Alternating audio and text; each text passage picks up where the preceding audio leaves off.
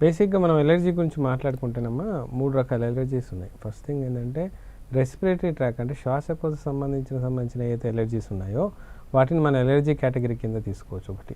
రెండోది చర్మ సంబంధించిన ఎలర్జీస్ ఒకటి ఉంటాయి. మూడోది ఏంటంటే మన ఫుడ్లో ఏదైనా పడినట్లయితే డైజెషన్ సిస్టమ్కి సంబంధించిన ఎలర్జీస్ 3 ఉంటాయి. ఇలా కాకుండా ఓవరాల్గా మనకు బాడీ మీద రియాక్షన్ చూపించేసి అనఫ్లెక్టిక్ షాక్ అంటనమాట.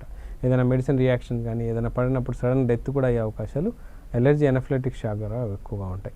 ఇప్పుడు మనం ఈ టాపిక్ సంబంధించి మాట్లాడుకున్నప్పుడు ఎలర్జిక్ రైనైటిస్ కానీ, ఎలర్జీ సైనసైటిస్ కానీ, ఎలర్జిక్ అస్తమా కానీ కూడా 3 రకాలుగా మనం దీన్ని డివైడ్ చేయొచ్చు.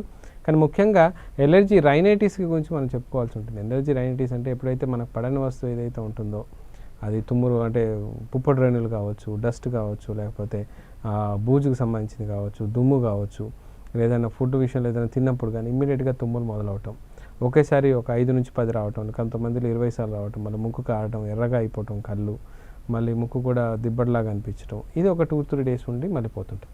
మళ్ళీ ఆ సిచ్యువేషన్ ఎప్పుడైతే ఆ దుమ్ము తగులుతుందో మళ్ళీ ఇమ్మీడియట్గా తుమ్ములు, అంటే కనీసం మీకు ఒక 1 అవర్ గ్యాప్ ఇవ్వటం, 2 అవర్ గ్యాప్ ఇవ్వటం అవ్వకుండా ఇమ్మీడియట్ రాగానే తుమ్ములు లాంటిది ఇబ్బందులు పెడుతుంటాయి.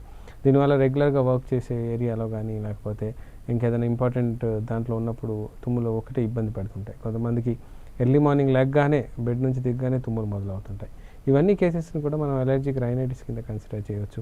ఎప్పుడైతే ఇది మనకు ఆ ఎలర్జీకి సంబంధించిన బాడీలో ఎంటర్ అయినప్పుడు బాడీ ఒక రియాక్టింగ్ లెవెల్లో కాకుండా ఎక్కువ మొత్తంలో రియాక్ట్ అయ్యి ఒక తుమ్ముతో పోవాల్సింది 10 తుమ్ముల్లాగా రియాక్షన్ ఇవ్వడాన్ని మనం ఎలర్జిక్ అని అంటూ ఉంటాం. దీన్ని మనం డిఫరెంట్ క్రైటీరియాస్ కూడా వదులుకోవచ్చు. కాకపోతే ఎలర్జిక్ రైనైటిస్ చాలా మందిలో చాలా రకాలుగా ఇబ్బంది పడుతుంటుంది. ఏమాత్రం వాతావరణం మారినా సరే, చల్ల నుంచి వేడికి రావటం కానీ, వర్షం నుంచి చలికి రావటం కానీ, వేడి నుంచి వర్షాలకు వెళ్ళినా కూడా, ఈవెన్ ఏసీ రూమ్లోకి వెళ్ళి బయటకు వచ్చినా, ఏసీ రూమ్లోకి వచ్చినా కూడా ఈ రియాక్షన్స్ అనేవి మనం చూడవచ్చు.